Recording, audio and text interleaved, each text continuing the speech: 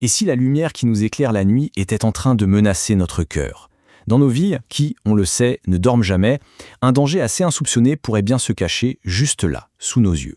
C'est exactement ce qu'on va explorer ensemble aujourd'hui. La question, elle est directe, c'est vrai, on connaît bien les risques liés au stress, à la mauvaise alimentation, mais si l'un des plus grands dangers était en fait, tout simplement, la lumière, une nouvelle étude scientifique vient d'apporter des réponses qui sont pour le moins surprenantes. Alors, commençons par le début. Notre monde de lumière. Il faut d'abord qu'on pose le décor. Contrairement à nos ancêtres, on vit aujourd'hui dans un monde qui ne connaît quasiment plus l'obscurité totale. Un monde qui est littéralement baigné de lumière artificielle. Il suffit d'y penser une seconde. Entre les écrans de nos téléphones et les lampadaires dans les rues, la lumière artificielle, la nuit, qu'on appelle la LAN, est absolument partout. C'est vrai, elle a repoussé les limites de la nuit, mais on commence à bien à comprendre quel en est le véritable prix.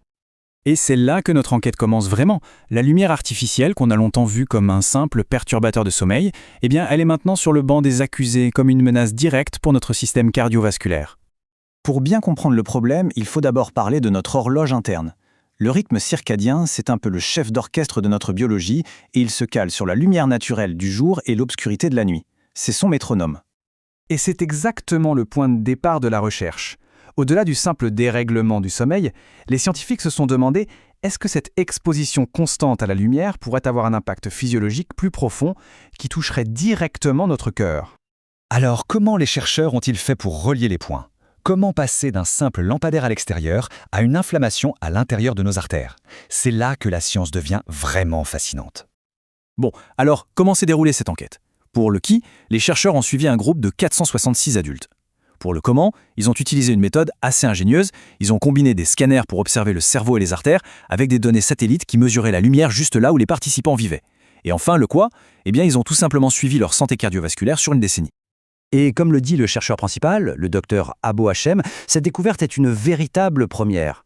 On ne parle pas juste d'une corrélation statistique, non. C'est la première preuve d'une vraie voie biologique active qui relie la lumière à la maladie cardiaque. On en arrive maintenant au cœur de la découverte. Comment, très exactement, la lumière arrive-t-elle à déclencher cette cascade d'événements néfastes dans notre corps? Le point crucial, il est là. Ce n'est pas une supposition. Les données montrent un lien direct, une sorte d'autoroute biologique qui part de la lumière à l'extérieur pour arriver directement à notre santé intérieure. Voici cette fameuse réaction en chaîne étape par étape. Premièrement, on est exposé à la lumière la nuit. Deuxièmement, notre cerveau, lui, l'interprète comme un signal de stress. Troisièmement, en réponse, le système immunitaire lance une inflammation dans les artères. Et quatrièmement, cette inflammation qui devient chronique augmente directement le risque de maladie cardiaque.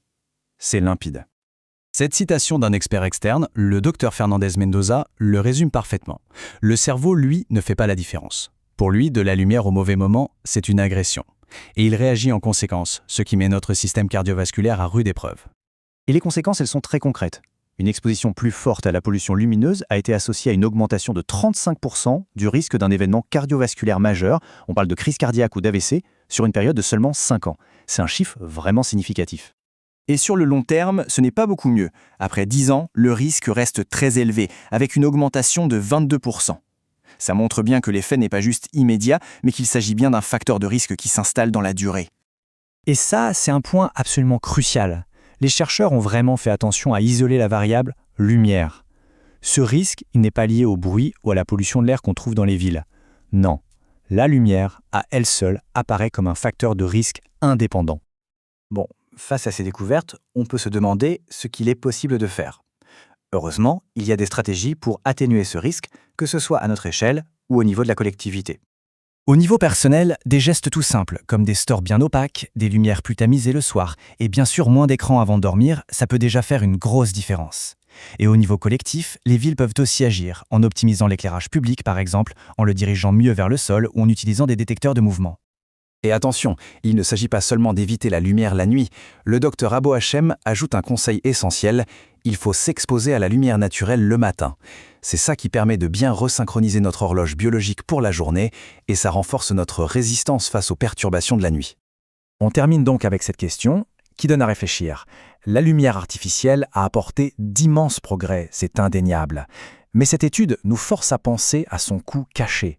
En voulant illuminer chaque recoin de notre monde, est-ce qu'on n'aurait pas, sans le vouloir, éteint un mécanisme de protection essentiel à notre santé? C'est une pensée qui, je crois, mérite qu'on s'y arrête.